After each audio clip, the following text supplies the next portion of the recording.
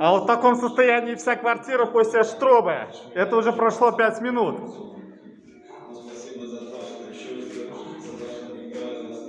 Ну, почти видно. Если вы не понимаете, это все пыль. Это все пыль. Это я сделал штробу вот этой вот штуки. 2 подрозетника вырезал. Осталось еще здесь на сегодня 3 подрозетника. Не знаю, коронка уже еле жива. Вот тут была арматура. Вон, арматура.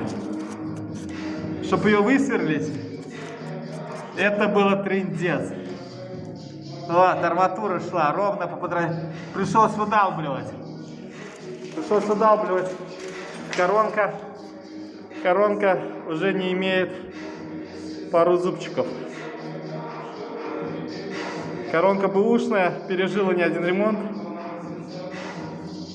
Хорошая коронка стоит 160 рублей.